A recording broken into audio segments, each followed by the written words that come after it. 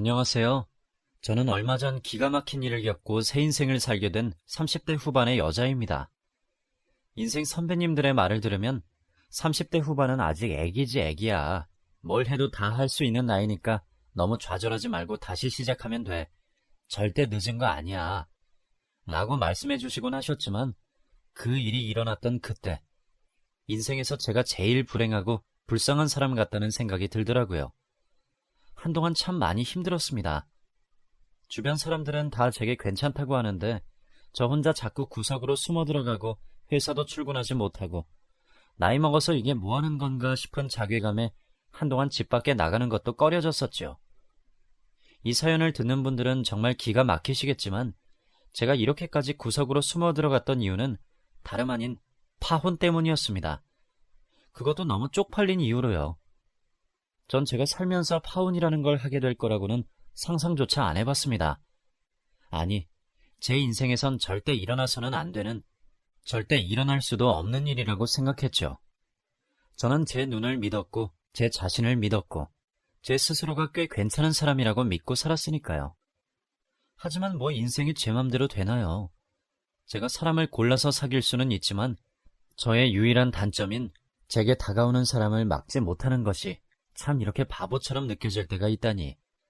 사실 이렇게 글로 적고 나면 좀 마음이 나아질까 싶어서 사연으로 적어 보내지만 이 사연을 적고 나면 저도 좀 정신을 차리고 다시 새로운 사랑을 시작할 수 있을까 싶은 마음에 용기를 내봅니다. 어릴 때부터 저는 나름 넉넉한 집안에서 자랐습니다. 하고 싶은 공부도 하고 예쁜 옷도 사입고 원하는 건 다 갖고 사는 그런 아이였죠.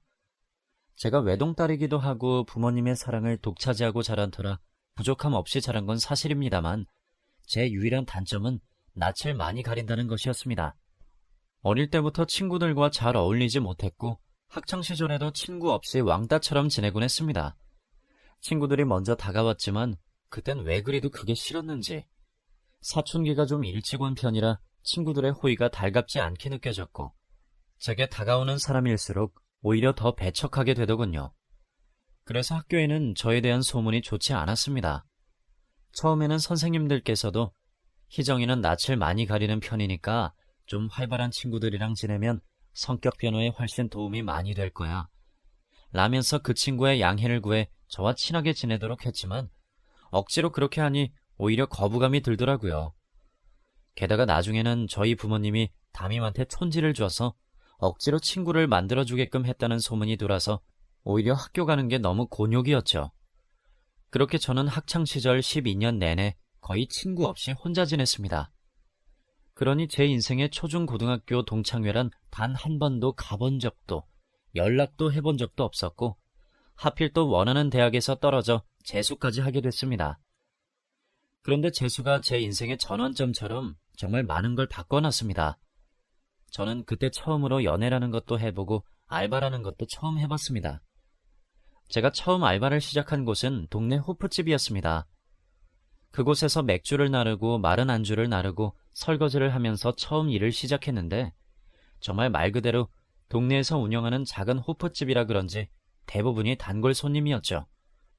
알바를 시작하겠다고 선전포고를 한 제게 엄마는 알바는 무슨 알바야. 됐어. 그냥 공부나 해.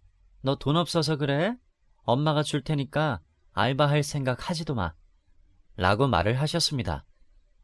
사실 저희 집이 사업을 했는데 엄마가 사업손이 크다 보니 그 당시엔 엄마가 돈을 잘 벌기도 했고 아빠도 회사를 다니다가 회사를 때려치고 엄마 사업에 붙을 정도로 꽤 일이 잘 됐었거든요. 하지만 남들 다 하고 사는 건 저도 꼭 해보고 싶었던 터라 엄마, 내가 돈이 없어서 그러는 게 아니라 그래도 남들 해보는 건 다 해보고 살아야 될 거 아니야. 그래서 나는 알바도 해볼 거고 대학도 가볼 거고 연애도 할 거고 결혼도 하고 애도 낳을 거야. 학창시절을 그렇게 조용하게 잘 보냈으면 커서는 내 맘대로 하고 싶은 대로 좀 해도 되는 거 아니야? 라면서 처음으로 반항이라는 것도 했네요. 결국 저의 고집에 두 손 두 발 든 엄마는 모의고사 성적이 떨어지지 않는 조건으로 허락을 해주셨죠. 그렇게 처음으로 알바를 하면서 알게 된 사실은 생각보다 알바를 하는 친구들이 참 많다는 것이었습니다. 솔직히 학교 다닐 때는 빈부격차의 차이를 그리 크게 느끼지 못하잖아요. 매일 똑같은 교복 입고 급식도 같이 먹으니 비슷비슷하게 느껴졌었는데 호프집 알바를 하다 보니 생계를 위해서, 학비를 위해서 열심히 사는 또래들이 많더라고요. 그러니 저는 제가 되게 특별한 사람인 줄 알았습니다. 요즘 말로 하면 서민 체험이라고들 하죠. 남들 하는 건 다 해보고 살고 싶은 부자들을 일컫는 말인데 제가 그땐 딱 그랬던 것 같습니다. 솔직히 부자도 아닌데 어릴 때 못 해보고 자랐던 걸 이제 와서 해보겠다고 날뛰는 게 좀 웃겨 보일 수도 있지만 그땐 그냥 정해진 대로 사는 것이 아니라 내 스스로 인생을 개척해서 살아야겠다고 생각했던 것 같습니다. 하지만 그런 저의 선택이 옳았다고 얘기하고 싶습니다. 부모님을 쫄라 겨우 원룸에 자취방 한 칸을 얻어 호프집에서 알바를 하다가 가게가 문을 닫으면서 편의점 알바로 옮기게 됐고 그곳에서 제게 인수인계를 해주던 한 남학생을 만나게 됐습니다. 단정한 옷차림에 나쁘지 않은 외모를 가진 그 남학생은 친절한 말투로 제게 일하는 방법을 알려주었어요. 워낙 전에 일하던 호프집이 일이 좀 빡센 편이라서 얼핏 보기에 편의점은 일하기 쉬워 보이더라고요.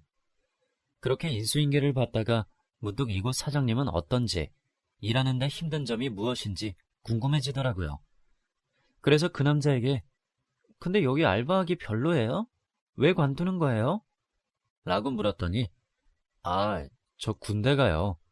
내일 모레 입대인데 사장님이 인수인계만 해달라고 해서 시간 내서 나온 거예요. 여기 사장님 되게 좋으세요.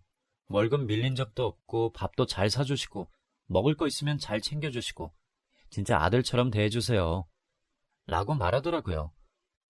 왠지 이상하게 그 사람 말은 믿을 수 있을 것 같다는 생각이 들었습니다. 입대를 3일 앞둔 남자가 편의점 알바 인수인계를 나온다는 사실 자체가 사장님 마인드가 괜찮다는 생각이 들었고 이 사람도 정말 괜찮은 사람이다 라는 생각이 들었습니다. 왜 보통 남자들 입대 전날이면 여기저기 친구 만나고 여자 만나느라 바쁘지 굳이 일하던 가게에 와서 책임지고 인수인계를 하지 않잖아요. 그런데 끝까지 나와서 친절하게 알려주는 모습이 멋있어 보였어요. 그렇게 그 사람에게 3일 동안 인수인계를 받으면서 이런저런 얘기를 나누게 됐습니다. 남동생을 2명 둔 장남이라는 거, 해병대를 자원했다는 거, 알바로 학비를 벌어서 매 학기를 다녔다는 거. 저와는 너무 다른 삶을 살고 있었고 그 사람이 자꾸 궁금해져 갔습니다.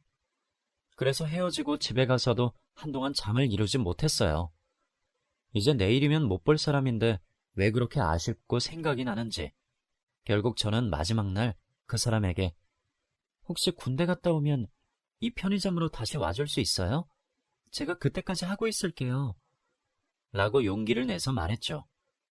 남자에게 먼저 고백하는 건 이때가 처음이었는데 믿져야 본전이란 마인드로 말했죠. 저 제대하려면 2년도 더 남았는데요?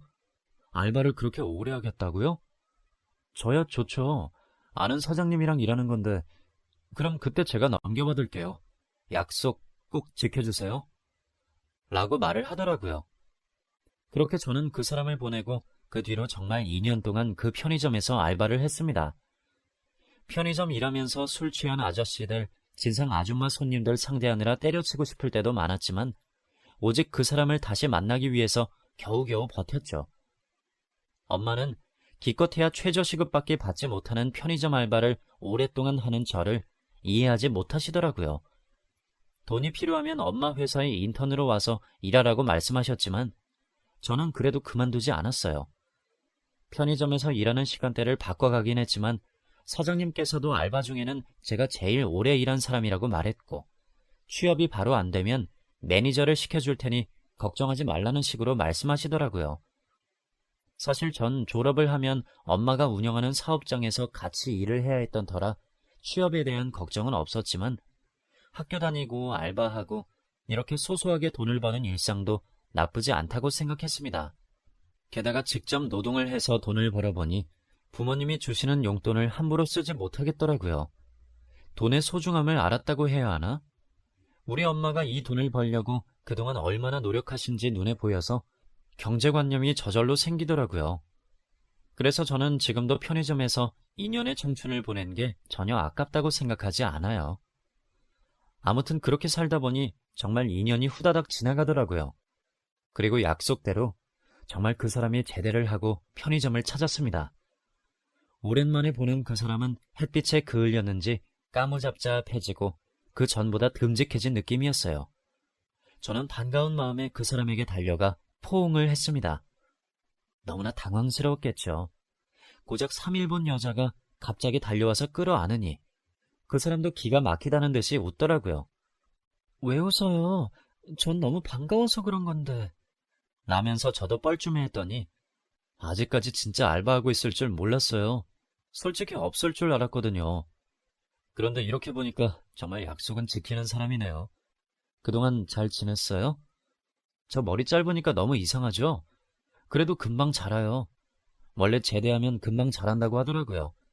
같이 다닐 때 군인 티는 좀 나겠지만 이해해 줄 수 있죠? 라고 말을 하더라고요. 당연하죠. 저 그런 거 부끄러워하고 그런 사람 아니에요. 오늘 저녁에 뭐예요? 저랑 같이 저녁 먹어요. 2년이나 기다렸는데 밥 한 끼 정도는 사줄 수 있잖아요. 라며 적극적으로 대쉬했고 그 사람도 거절하지 않았습니다. 그렇게 그날 그 사람과 저녁을 먹으며 술을 한 잔 마셨고 2년 동안 어떻게 지냈는지 서로 대화를 나눴습니다. 솔직히 그 사람을 2년 동안 기다린 건 맞지만 연애를 안 했던 건 아니었어요. 중간중간 남자친구도 만나고 썸도 몇 번 타보고 했지만 그 사람만큼 강렬한 느낌이 들지 않더라고요. 그래서 이렇게 다시 만나게 돼서 너무나 기쁘고 반가웠어요. 그리고 그 사람 입에서 의외의 말이 나오더라고요. 군대 가 있는 동안 내가 왜 그쪽한테 연락 안 한 줄 알아요? 내 마음이 흔들릴까봐 그랬어요. 솔직히 우리 인수인계하고 며칠 동안 되게 재밌었다고 생각했거든요. 그리고 서로 뭔가 느낌이 통했다고 느꼈는데 혹시 나만 그렇게 느낀 건가요? 난 그쪽 되게 마음에 들었는데. 그래서 제대하고 나오면 좀 적극적으로 대쉬해볼까 생각하긴 했었어요. 물론 남자친구가 없다는 전제하에. 근데 그쪽이 날 갑자기 끌어안으면서 너무 반가워하니까 심장이 막 뛰더라고요. 아, 이런 사람이었구나. 되게 밝은 사람이었구나. 라는 생각을 하게 됐어요. 라면서 적극적으로 제게 말하는 겁니다. 사실 저도 밝은 사람 아니에요. 낯도 많이 가리고 어릴 때부터 친구들이랑 사이도 안 좋고. 근데 그쪽한텐 왜 그랬는지 모르겠어요. 그냥 제 마음이 가는 대로 한 거예요. 그렇게 안 하면 후회할까봐. 그래서 지금은 후회 안 해요. 제가 하고 싶은 대로 하니까요. 언제까지 이렇게 제가 하고 싶은 대로 하면서 살진 모르겠지만 할 수 있는 데까진 해보려고요. 라면서 저의 우울했던 학창시절과 부모님 밑에서 약간의 강압을 받고 자란 저의 얘기를 처음으로 그 사람 앞에 꺼냈습니다. 그 사람은 제가 자기처럼 편의점 알바를 하니까 당연히 자기랑 비슷하게 평범한 집안인 줄 알았는데 엄마가 회사를 운영한다고 하니 약간 의아해하더라고요. 그런 일이 드라마에서만 있는 일인 줄 알았는데 진짜 현실이구나. 그럼 잘 사는 사람들은 정말 결혼도 정해진 사람이랑만 하고 정략 결혼 이런 것도 하고 그래요? 라며 묻더라고요. 솔직히 그 말에 그 사람의 순수함이 느껴졌습니다. 차라리 저희 집이 정말 그런 것처럼 떼보자면 억울하지라도 않아요. 저희 집은 그 정도 재벌까지는 아니에요. 제가 초등학교 들어가면서부터 엄마 사업이 잘 풀려서 지금까지 그냥 넉넉히 살아온 거지. 그 전에는 저희 집도 별 볼 일 없었어요. 대신에 한창 엄마 손 필요한 시기에 저는 되게 외롭게 컸어요. 그래서 초중 고등학교 졸업식에 찍은 사진이 없다니까요. 부유하게 자라서 좋긴 한데 부모님 두 분 다 바쁘셔서 혼자였던 적이 정말 많았어요. 아무튼 이런 암울한 이야기는 그만하고 이렇게 다시 만나서 정말 기분이 좋네요. 오늘 제가 술 설 테니까 우리 코가 삐뚤어질 때까지 마셔봐요. 라면서 그 사람과 소주잔을 기울였습니다. 그 뒤로 자연스럽게 연락을 하게 되었고 그렇게 저희 둘은 세상에 둘도 없는 연인이 되었습니다. 연애 기간 내내 저를 공주님처럼 대해주는 남자친구 덕분에 정말 행복했어요. 늘 다정하고 제게 화도 안 내는 남자친구를 보면서 세상에서 제가 제일 복받은 여자인 줄 알았죠. 그 뒤 제가 대학을 먼저 졸업하면서 엄마 회사로 들어가 먼저 일을 하게 됐습니다. 그렇게 2년 정도 그 사람과 만남을 가졌고 그 사람도 졸업반을 앞두고 있었죠. 학생과의 연애가 쉽지 않았지만 공부를 하면서도 알바를 하는 그 사람이 안타깝기도 하고 대단하기도 해서 좋은 선자리가 들어와도 마다하고 저는 계속 그 사람을 고집했습니다. 그렇게 그 사람과 만남을 이어가던 그때, 그날은 비가 엄청 많이 오던 날이었습니다. 퇴근길에 우산 없이 저 혼자 회사 입구 앞에 서서 보험회사를 기다리고 있었습니다. 아침부터 차가 덜컹거렸는데 퇴근할 때쯤엔 시동이 아예 켜지지도 않았고 엄마 차를 타고 같이 퇴근을 하려고 했더니 저한테 말도 없이 낮에 출장을 가셔서 먼저 집으로 퇴근을 했다더라고요. 콜택시는 불러도 오질 않지. 결국 보험회사 직원이 와서 차를 고쳐줄 때까지 기다리는 방법 말고는 할 게 없었습니다. 그런데 그때 저 멀리서 우산을 쓰고 걸어오는 한 남자가 보였습니다. 신발이 다 젖은 채로 제게 다가오는데 그 사람은 다름 아닌 제 남자친구였습니다. 어머, 네가 여기 어떻게 왔어? 비가 이렇게 많이 오는데 이게 무슨 일이야? 라면서 제가 놀라자 네가 차 고장났다며. 지금 이렇게 비가 오는데 여기까지 택시가 들어오겠어? 나도 이 앞까지 택시 탔는데 아저씨가 나올 때 빈 차라고 안 들어간다는 걸 10,000원짜리 하나 더 쥐어드리고 겨우 이 앞까지 온 거야. 내가 너네 회사 근처에 있었으니 망정이지. 너 나 아니었으면 밤새도록 여기서 비 맞고 기다려야 되는 거 알지? 라면서 생색을 내는데 울컥하고 눈물이 쏟아지더라고요. 사실 번개도 치고 날은 점점 어두워져 가는데 근처에 사람은 없고 어떻게 해야 할지 정말 막막했거든요. 그런데 이 사람이 백마탄 왕자님처럼 나타나주니 이보다 더 좋은 게 있을까 싶은 생각이 들었습니다. 그때 저는 결심했습니다. 이 사람과 꼭 결혼을 해야겠다고 생각했죠. 저는 처음으로 이 사람을 회사로 데리고 들어가서 제 자리도 구경시켜주고 근무하는 직원들도 소개해드렸습니다. 사실 그동안 남자친구에게 엄마의 회사에 대해 잘 이야기하지 않았어요. 가뜩이나 남자친구 집안이 저보다 기우는 것 같은데 괜히 알려주면 부담을 느낄까봐 일부러 회사 규모를 줄여서 말하거나 은근슬쩍 대화를 피했죠. 남자친구는 신기한 눈으로 여기저기 둘러보더니 와, 회사가 이렇게 크다고? 나는 그냥 작은 영세업체인 줄 알았는데 어머니가 대단하시다. 여기 대표이사라는 거지? 아버지가 기죽을 만한데? 라면서 부럽다는 말을 입에 닳도록 하더라고요. 그럼 뭐해. 그냥 나도 아직 직원이고 별 다를 거 없어. 우리 엄마지만 회사에서는 그냥 무서운 직장 상사이자 사장님이셔. 오늘도 엄마한테 얼마나 혼났는지 몰라. 그리고 규모가 이래도 다 똑같은 회사야. 사업이라는 게 그렇더라고. 막 잘 되다가도 언제 망할지 모르고 또 언제 잘 될지 모르는 게 회사더라고. 그러니까 너무 부러워하지 마. 라고 얘기를 했습니다. 그렇게 2주쯤 지났을까 남자친구랑 데이트를 하는데 그 사람이 제게 아니 내가 어제 밥을 먹는데 엄마가 널 좀 만나고 싶다 하더라고. 라면서 갑작스럽게 얘기를 꺼내는 겁니다. 저는 밥을 먹다 목구멍에 밥이 걸려 한참을 고생했고 남자친구를 쳐다보며 무슨 소리야? 자기네 어머님이 날 만나고 싶다고? 이렇게 갑자기? 라면서 되물었더니 그게 그렇게 놀랄 일인가? 우리 연애한 지 좀 됐고 결혼 얘기 나오는 건 당연한 거 아니야? 라면서 오히려 저를 이상한 사람 취급하더라고요. 솔직히 그 사람과의 결혼은 할 거라고 생각했지만 프로포즈도 없이 이렇게 은근슬쩍 말하는 게 기분이 상했어요. 아니, 결혼하자는 말도 없이 다짜고짜 자기네 엄마부터 보러 가자는 사람이 어딨어요. 이때 헤어졌어야 했는데 연애 때 잘해준 모습이 워낙 기억에 많이 남아있어 그 사람이 하자는 대로 했죠. 그렇게 저희 둘은 결혼 준비를 시작했고 남자친구는 아직 취업도 안 했지만 무슨 자신감인지 결혼하면 더 안정적인 삶을 사니까 취업도 더 잘 될 거야. 나 우선 알바해놔서 돈 모아놓은 건 많으니까 결혼 자금은 걱정하지 마. 어차피 집은 우리 엄마가 해준다고 하니까. 그리고 너도 안심해도 되는 게 우리 부모님 둘 다 일해. 노후 걱정은 하지 말라는 거지. 너희 집이 여유로운 거 아는데 그렇다고 해서 우리 가족이 기댈 생각은 전혀 없으니까 괜히 부담 갖지 말라고. 그래도 우리 엄마 아빠 그 정도 양심은 있는 사람이야. 라고 얘기를 하더라고요.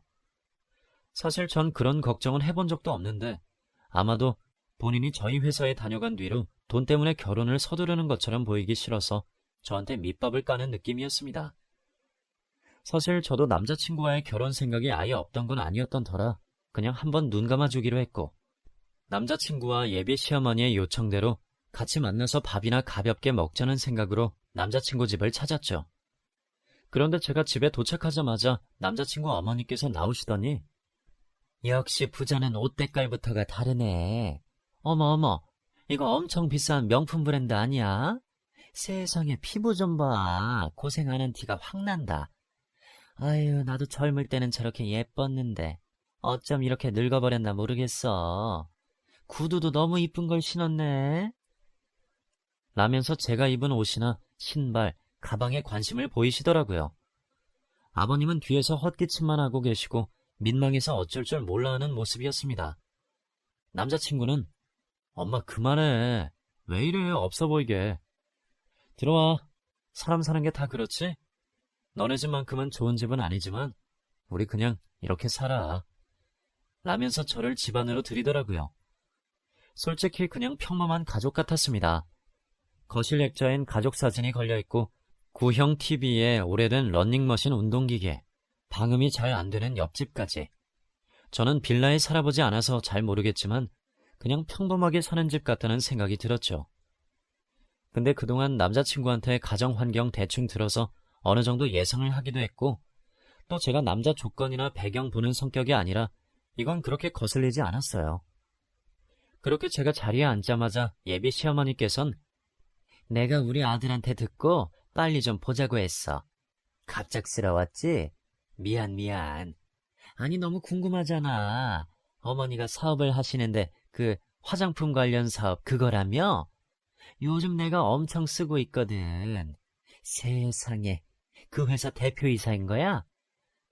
라고 물으시더라고요. 아, 네. 요즘 중장년층 쪽에 인기가 좀 많다고 들었어요. 어머니도 쓰시는구나. 라고 대답했더니 그래, 나도 그거 써. 내가 이거 홈쇼핑에서 샀는데 너무 좋더라고. 주변에서도 좋다고 난리야. 나중에 혹시라도 우리가 사돈이 되면, 아니 혹시가 아니지, 사돈이 돼야지. 그럼 우리 화장품 같은 것도 공짜로 받을 수 있나? 라면서 그제야 속을 내비추더라고요. 저는 그냥 웃었고 남자친구는 당연하지 엄마. 뭐 그런 걸. 그래도 사위인데 설마 돈 받으시겠어? 참 엄마도 웃기네.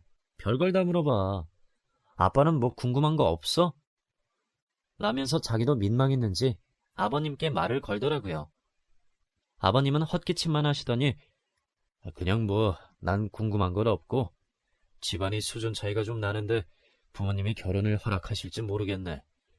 이 사람이야 식당에서 일을 하지만 지금은 내가 실직 상태라 돈벌이도 시원치 않은데 참 결혼을 한다니 기쁘긴 하지만 그래도 걱정이 앞서는 건 사실이야. 라고 말씀하시더라고요. 솔직히 전 그게 더 마음에 들었습니다. 대놓고 이것저것 바라는 예비 시어머니보다 아버님이 더 정감 가더라고요. 아버님은 어머님과 다르게 굉장히 순박하고 소박한 성품이신 것 같더라고요. 저는 웃으면서 괜찮습니다. 걱정하시는 것처럼 저희 집이 무슨 재벌도 아니고 집안 차이 같은 건 별로 신경 안 쓰실 거예요. 저희도 그냥 평범한 집이에요. 엄마가 사업손이 크셔서 그렇지 속을 들여다보면 다 똑같습니다. 라고 겸손하게 대답했죠. 그렇게 어머님은 식사 내내 호들갑을 떠셨고 아버님은 말없이 식사만 하셨습니다. 그리고 밥을 먹고 집 밖을 나오는데 두 분이 나오시더라고요. 그런데 아버님이 그때 저를 따로 부르시더니 너무 저 사람이 하는 말 마음에 담아두지 마. 그냥 속 없어서 저런 소리 하는 거니까.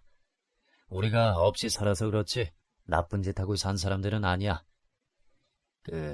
사돈께서 결혼을 허락하실지 모르겠지만 집안 같은 걸 안 본다고 하면 내가 어떻게든 그 사이에 일은 구해볼 테니까 그건 너무 염려하지 말고 결혼은 두 사람의 일이니까 잘 얘기해봐. 오늘 와줘서 너무 고마워. 힘든 일 있거나 뭐 우리 아들이 속썩이거나 하면 나한테 전화하고. 라면서 쪽지에 휴대폰 번호를 적어서 주시더라고요. 마음이 참 따뜻하신 분 같았습니다. 솔직히 어머님이 좀 직설적이고 철없어 보여서 그렇지 나쁜 사람 같진 않았고 아버님은 참 진중하시고 좋은 분 같았습니다. 그 뒤로 저희 두 사람은 본격적으로 결혼 준비를 시작했습니다. 역시나 제 예상대로 엄마는 제가 데려온 남자친구를 썩 마음에 들어하진 않으셨어요. 하지만 자식 이기는 부모 없다는 말처럼 결국 이번에도 허락해 주셨어요. 제가 20대 초반에 편의점에서 2년을 기다린 남자라고 말을 하니 저를 말릴 수 없다는 것을 느끼셨는지 남자친구를 인정해 주시더라고요. 제가 그렇게나 좋아해서 선택한 남자니 저를 한번 믿어보겠다면서 지켜보겠다고 하셨고, 대신 남자가 허튼 짓 하면 언제든 이혼하라고 적극적으로 도와주시겠다고 말씀을 하셨죠. 그렇게 저희 가족과 남자친구도 함께 식사 자리를 가졌고, 결혼식 3개월 전 상견례를 진행하기로 했습니다. 그리고 남자친구하고 상의한 끝에 예물, 예단 같은 건 생략하기로 했어요. 저는 오히려 하고 싶었지만 가정 형편이 힘든 남자친구 쪽에서 괜히 부담을 느낄 것 같아서 고민 끝에 서로 생략하자고 말씀드렸지만 저희 집 쪽에선 그래도 딸 시집 보내는데 빈손으로 가긴 좀 그렇다고 떡이랑 부모님께 드릴 작은 선물 같은 거라도 해가라고 말씀을 하시더라고요. 그리고 신혼집은 남자친구가 모은 돈으로는 턱없이 부족해서 남자친구 돈 40%에 저희 엄마 도움 60%를 받아 저희 집 근처에 신혼집을 구하기로 했죠. 당연히 혼수도 제가 다 채워서 하는 결혼이었습니다. 그러니 주변에서는 제가 너무 손해라고 했지만 전 정말 다른 조건보다 이 사람 하나만 보고 하는 결혼이다 보니 그땐 주변에서 보내는 우려의 목소리들이 전혀 들리지 않았죠. 거기다가 결혼 준비를 하는 1년 동안 본사 근무가 아닌 가맹점 관리를 하느라고 회사에는 출근을 하지 않아서 그런지 주변 유부녀들이 말리는 소리들을 전혀 귀 기울여 듣지 않은 것도 있었습니다. 그리고 저희 결혼이 3개월쯤 남았을 무렵 형식적인 상견례가 진행됐습니다. 저희 엄마는 문을 열고 들어가자마자 공손하게 "안녕하세요. 처음 뵙겠습니다." 라며 인사를 했고, 상견례 자리는 처음인지라 서로가 어색했지만 예비 시어머니께서 정막을 깨시더라고요. "저 그냥 편하게 사돈이라고 하겠습니다. 뭐 따님도 예쁘게 잘 키우셨겠지만 저희가 결혼 준비를 하면서 좀 속상한 부분이 있어서 먼저 말씀드립니다. 딸아이를 통해서 저희에게 목걸이랑 넥타이 핀을 보내셨더라고요. 기분이 안 좋더군요. 솔직히 결혼이라는 게 집안과 집안이 이어지는 건데 예물 예단을 아무리 안 하기로 했다고 해도 그렇지 저희 집을 무시하는 것도 아니고 너무 약소하다고 생각하시는 거 아닙니까? 듣자하니 회사 대표라고 들었는데 어쩜 이렇게 손이 작습니까? 사돈네가 원래 쪼잔한 스타일인지 아니면 저희를 무시하는 건지 조금 기분이 언짢네요. 라고 말씀하시는 겁니다. 그 말을 들은 예비 시아버님은 옆에서 어머님을 말렸고, 그 말을 듣고 당황한 저희 엄마는 "네? 아니, 저희는 빈손으로 보내기 좀 그래서 뭐라도 들려보내야겠다는 생각에 그런 건데 서운하셨다면 죄송합니다. 그런 생각까진 못했네요. 저도 딸아이 시집 보내는 게 처음이라 제가 많이 서툴렀습니다." 라고 바로 사과를 하는 겁니다. 잘못한 것도 없는 엄마가 옆에서 사과를 하는 모습을 보니 저는 화가 났습니다. "엄마, 무슨 소리야. 그리고 어머니, 그건 아니죠. 솔직히 아무것도 주고받지 않기로 했는데 저희가 신경 써서 챙겨간 거예요." 라고 말씀드렸더니 엄마가 절 제지하더라고요. "사돈, 그럼 혹시 원하시는 게 있는지요? 이왕 이렇게 만났으니 솔직히 말씀해 보시죠. 할 건 하고 넘어갈 건 넘어가야 저도 마음이 편하죠." 라고 말을 하시더라고요. 시어머니는 헛기침을 하시더니 "솔직히 저희 없는 집에서 아들 하나 정말 뼈 빠지게 고생해서 키웠습니다. 꽤 이름 있는 대학에 곧 좋은 기업에 취직도 할 거고요. 사업을 운영하셔서 아시겠지만 취업하는 게 쉽지 않다는 건 잘 아실 겁니다. 하지만 대학이 좋으니 뭐 취업이야 따놓은 당상이고, 솔직히 저도 지금 일하고 우리 남편도 얼마 전 꽤 큰 회사에 취업을 했어요. 이 늦은 나이에 말이지요. 이 정도면 재산만 적을 뿐이지 노후는 보장됐다고 생각하는데 아무리 우리가 없이 살아도 그렇지 이런 말도 못하나요? 저희 아들도 귀한 자식입니다. 저희 아들이랑 결혼하는데 예단을 꼴랑 넥타이 핀에 목걸이라니요. 사돈이 생각보다 배포가 작으시네요. 라고 말씀을 하시더라고요. 이때 옆에서 아무 말도 하지 않고 바닥만 쳐다보는 남자친구가 너무 야속해 보이더라고요. 어른들 얘기에 제가 끼는 게 예의가 아니고 또 분위기가 더 험악해질까봐 저도 참았고 엄마도 이왕이면 어차피 한 번 하는 결혼이니 맞춰주자고 말씀을 하시더라고요. 저는 식사를 마치고 나와서 집으로 돌아와 남자친구에게 전화를 걸었습니다. 어머님이랑 얘기했어? 어머님이 뭘 하셔? 예단비를 얼마 정도 받고 싶다고 하시는데? 라고 물었더니 엄마가 생각보다 좀 욕심이 있으시네. 그런 줄 몰랐는데 그냥 앞으로 평생 이런 걸로 말 나오는 일 없게 할 테니까 1억 정도는 받아야겠다고 하시는데 솔직히 너네 집에서 1억이면 큰 돈도 아니고 내가 좀 보탤 테니까 그냥 우리 엄마 잠잠하게 해드리는 게 우선인 것 같은데 넌 어떻게 생각해? 라고 말하더라고요. 기가 막혔습니다. 뭐? 1억? 지금 장난해? 1억이 무슨 개 이름이야? 아니 그리고 무작정 예단을 바라시는 게 어딨어. 어머님 나한테 뭐 예물이라도 해주실 거래? 뭘 해주시려고 그렇게 크게 부르시는 건데? 아니 막말로 오는 게 있어야지 가는 게 있지. 라고 말을 했더니 아무 말도 못하더라고요. 엄마한테 이 사실을 말하고 싶진 않았는데 그날 밤 엄마가 제 통화를 들으셨는지 사돈이 1억을 예단으로 달라고 하니? 아유 왜 그러신데? 아들 가지고 돈놀이 하시는 것도 아니고 솔직히 1억 뭐 달라면 줄 수야 있는데 이건 아니지. 이런 식으로 요구하는 건 난 아니라고 본다. 못 준다고 얘기해. 사람이 수준 떨어지게 진짜 왜 그러는 거야? 라면서 엄마도 화를 내시더라고요. 솔직히 그때 남자친구와 결혼에 대한 생각이 팍 식었던 것도 사실입니다. 하지만 다음날 남자친구는 저희 집까지 찾아와서 저와 엄마에게 죄송하다고 사과까지 하고 눈앞에 애교를 떨어대니 엄마도 어쩔 줄 몰라 하다가 내가 너 봐서 진짜 참는 거야. 하여간 결혼해서 우리 딸 눈에 눈물 나게만 해봐. 나 절대 못 참아. 라면서 한 소리를 하셨습니다. 그래도 남자친구의 애교 덕에 저희 식구 모두가 살살 녹았고 저도 오랜만에 아침 일찍 엄마 차를 타고 회사로 같이 출근을 했죠. 가면서도 엄마는 내가 어젯밤 꿈자리가 어찌나 뒤숭숭한지 사돈이 한 얘기가 머릿속에서 떠나지를 않아. 진짜 이렇게까지 결혼하는 게 맞나 싶어.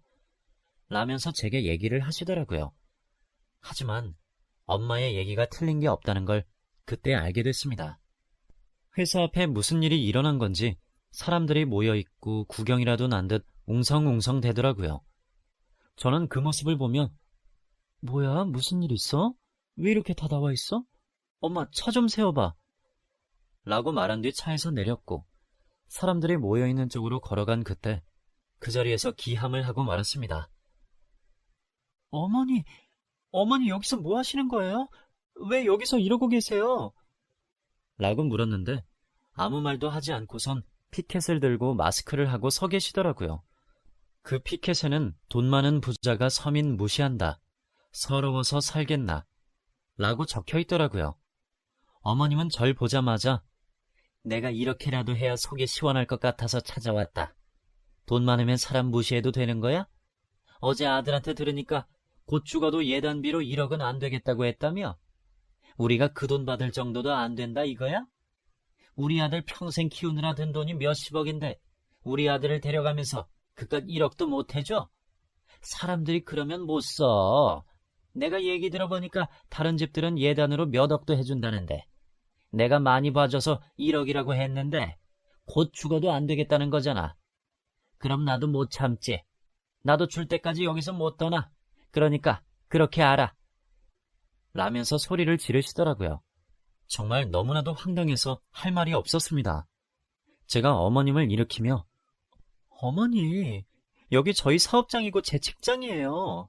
여기서 이러지 마시고 제발 들어가서 얘기하세요. 아니 저희가 모실게요. 여기 앞 카페로 가요. 일어나세요. 라면서 어머니 팔을 잡았더니 어머님이 절 확 밀치시면서 이거 못 놔? 왜 이래 진짜? 라면서 소리를 지르시는 겁니다.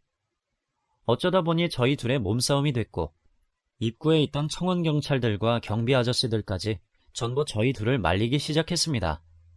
그런데 그때였습니다. 멀리서 경비 아저씨 한 분이 다가오시더니 지금 이게 뭐하는 짓이야? 라면서 소리를 지르시더라고요. 그 고함 소리에 깜짝 놀란 저와 예비 시어머니의 시선은 그쪽으로 쏠렸고 시어머니는 경비 아저씨를 보자마자 눈이 휘둥그레 커졌습니다. 여보, 당신이 왜 여기 있어? 아니, 당신이 왜... 라면서 어쩔 줄을 몰라 하더라고요. 경비 모자를 쓴 사람은 다름 아닌 예비 시아버지였고 저도 아버님을 보고 너무 놀라서 아버님이 왜 여기 계세요? 라고 물었더니 그게 지금 중요하냐? 당신 일어나. 당장 일어나. 이게 무슨 개망신이야 진짜. 사람이 정도라는 게 있어. 아주 예의에 밥을 말아먹었어. 개념이라는 게 없어, 개념이라는 게. 라면서 소리를 지르시더라고요. 깜짝 놀란 저희 엄마도 아버님과 저를 번갈아 보셨고 저도 이 사태가 너무 난감하고 황당해서 무슨 말을 해야 할지 모르겠더라고요. 시어머니는 아버님을 보시더니 여보, 그럼 당신이 일을 구했다는 데가 여기야? 아니, 큰 회사라며. 세상에 다른 회사도 아니고 여기서 경비 일을 하는 거야? 아니, 젊은 사람이 좋은 직장 놔두고 왜 경비 일을 해? 이게 지금 어떻게 된 거냐고? 라면서 오히려 시어머니가 더 큰 소리를 치시는 겁니다. 뭘 어떻게 되긴 어떻게 돼, 이 사람아. 본 그대로지. 여기가 처우도 좋고 돈도 잘 주니까 일하는 거지. 당신이 이러면 내가 여기서 일을 할 수가 있겠어? 이게 무슨 망신이야 이게? 하면서 시어머니를 일으키시더라고요. 저희 엄마도 너무 놀라셨고 저도 너무 놀란 상황이라 그 자리에서 아무 말도 못했지만 사실 저희 회사가 경비 아저씨들과 청소 이모님들 그리고 식당에서 근무하시는 급식 도우미분들에게 업계에서 소문이 날 정도로 처우가 좋고 월급이 많은 편이거든요. 그래서인지 매년 경쟁자가 넘쳐나고 저희가 파견으로 직원을 채용하는데 업체들에서도 저희 회사에서 근무하고 싶은 사람이 너무 많아서 면접을 하루에도 10명 이상 본 적도 많았다고 하더라고요. 아버님 역시 처우가 좋아서 지원을 했지만 합격하고 나서 저희 회사인 걸 알았고 다행히도 대표이사실이나 일반 직원들과는 좀 멀리 떨어진 공장 쪽 경비라 부담 없이 지원을 했다고 하시더라고요. 아버님이 소리를 고래고래 지르며 시어머니에게 설명하자 그 사실을 알게 된 시어머니는 갑자기 저희 엄마 눈치를 보더니 사돈, 혹시 저희 남편 자르실 거 아니죠? 아니 뭐 누가 보면 가족이라고 일부러 뽑아준 줄 알 것 같은데 그런 거 아니잖아요. 정정당당하게 면접 봐서 들어온 거잖아요. 대답해보세요. 저희 남편 자를 거 아니죠? 라면서 저희 엄마에게 묻더라고요. 엄마는 그 모습을 보며 아무 말도 하지 않았고 엄마가 입을 열지 않자 시어머니께선 무릎을 꿇으면서 아이고 사돈, 자르지 말아주세요. 저희 남편 진짜 힘들게 취직한 거 아시잖아요. 이 사람이 전 회사에서도 권고사직 당하고 나서 한동안 너무 힘들어했어요. 그래서 제가 눈이 멀어서 그랬나 봐요. 바랄 게 있고 바라면 안 되는 게 있는 건데 너무 돈이 없다 보니까 아들 장가 보내면서 한몫 크게 챙겨보려고 제가 욕심을 냈나 봐요. 사돈 내가 좀 넉넉하다고 하니 저도 모르게 그런 무리한 요구를 했네요. 제가 잘못했어요. 저희 남편 자를 거 아니죠? 계속 일하게 해주실 거죠? 사돈, 아니 사장님, 도와주세요.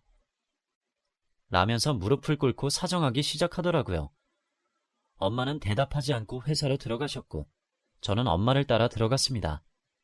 그 뒤로 시어머니께선 사무실 안까지 소리가 다 들리도록 밖에서 울부짖으셨고 한참이 지나서야 그 소리가 잠잠해졌습니다. 한동안 그 일이 일어난 뒤로 회사 사람들은 저를 보면 수근거리기 시작했고 괴상한 소문들이 들리기 시작했습니다. 제가 돈으로 남자를 매수해서 결혼을 한다더라. 몸에 장애가 있어서 정상적인 집안은 만날 수 없다더라. 경비까지도 자기 가족으로 회사 안에 들이냐 등등. 정말 듣기 힘든 유언비어들이 저를 괴롭혔고 결국 저는 한동안 회사에 얼굴 들고 다니기 창피해 나갈 수 없었습니다. 당연히 그 일 이후 남자친구에게 이별을 통보했고 결국 준비했던 결혼은 전부 물거품이 됐죠. 남자친구는 왜 본인이 잘못한 것도 아닌데 우리가 헤어져야 하냐면서 끊임없이 제게 매달렸지만 그 사람을 볼 때마다 그날 일이 생각나고 얼굴이 화끈거리면서 토악질이 올라와서 도저히 전화통화도 할 수 없겠더라고요. 저희 회사 경비로 취직하셨던 시아버지께서도 출근하신 지 3개월 만에 사직서를 내셨고, 제게 따로 문자를 보내서 미안하다고, 본인 때문에 모든 걸 다 망쳤다고 자책하셨지만 그런 말에 답장할 힘조차 없었습니다. 벌써 저 일이 일어난 지 꽤 오랜 시간이 지났지만 저한테는 너무 충격적인 일이고 상상도 못했던 일들이라 지금도 너무나 기억 속에서 선명하게 남아 저를 괴롭히고 있습니다. 이래서 결혼이라는 걸 힘들다고 하는 거구나. 이래서 집안을 보고 그 사람 내면을 보고 사랑만으로는 결혼할 수가 없는 거구나. 라는 얘기가 이제야 와닿더라고요. 하지만 제가 포기할 수 없는 건 또 다른 사랑을 기다리고 있다는 겁니다. 꽤 오랜 시간이 지났지만 그때 그 사람과 나누었던 그 감정, 사랑이 그립고 가끔은 그 사람이 생각나기도 하지만 미련두지 않고 더 좋은 사람이 나타날 때까지 저 스스로를 가꿔가며 성장해 나가보도록 하겠습니다. 물론 일도 더 열심히 해서 커리어도 뒤처지지 않는 사람이 돼야겠죠. 이 사연을 들으신 분들 중에 제가 잘못한 것이 있다면 많이 질타해 주시고 또 응원을 해주셨으면 좋겠습니다. 그리고 아직 미혼이신 분들은 저 같은 일 겪지 마시고 좋은 분 만나 꽃길만 걸으시길 바랍니다. 긴 사연 들어주셔서 감사합니다.